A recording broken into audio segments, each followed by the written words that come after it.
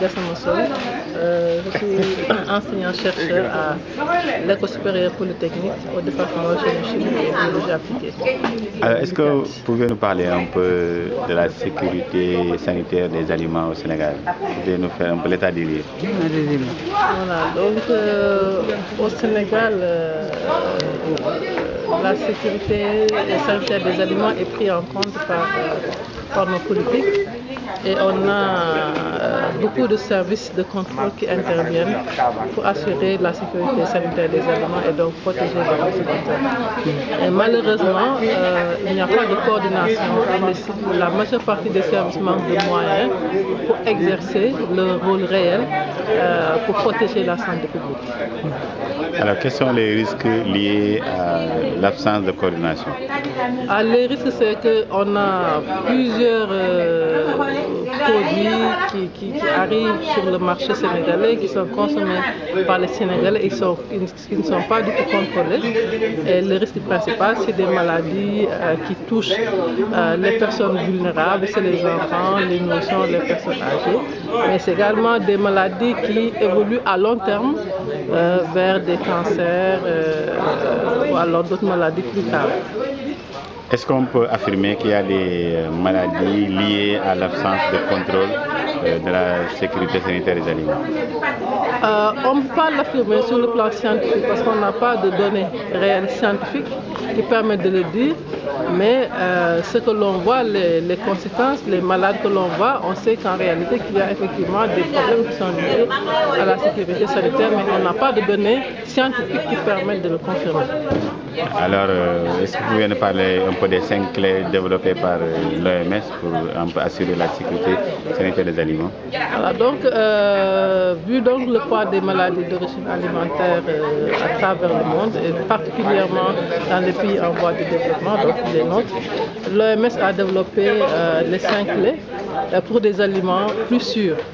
Ces 5 clés, c'est d'abord avoir l'habitude de la propreté.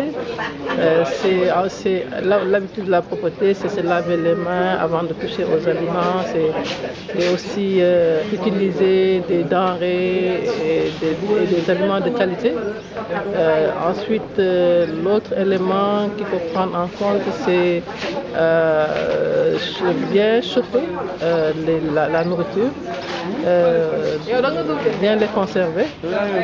Et quand on conserve les aliments, il faut séparer le cuit du cru. Dans les réfrigérateurs, on peut le faire en emballant les aliments cuits. Ensuite, avoir une belle hygiène, tout simplement. Donc, ces 5 clés, ce sont des règles qui sont très simples et qui permettent de lutter efficacement contre ces maladies. Et selon vous, quelles sont les perspectives de la lutte contre l'insécurité des aliments? Les perspectives, c'est d'abord, il faut que l'État prenne à bras le corps la sécurité sanitaire des aliments. Ça, c'est un point sérieux. Je pense qu'avec l'appui des partenaires, on sait que l'État ne peut pas tout faire, mais les partenaires peuvent aider à booster justement ce secteur.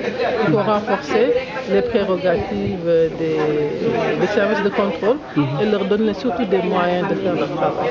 Et pour conclure, quel message vous lancez aux femmes sénégalaises qui préparent les nourritures? Le message que je peux leur lancer, c'est qu'ils ont en main la sécurité sanitaire des personnes qui sont placées sous leur autorité. C'est-à-dire que si elles décident de leur donner une alimentation de qualité, elles peuvent le faire en respectant tout simplement les consignes, notamment les 5 clés de l'OMS, qui est écrit aussi bien en wolof qu'en français et qui peuvent se l'approprier justement pour assurer la sécurité des personnes qui sont placées sous leur autorité ou alors des populations sénégalaises.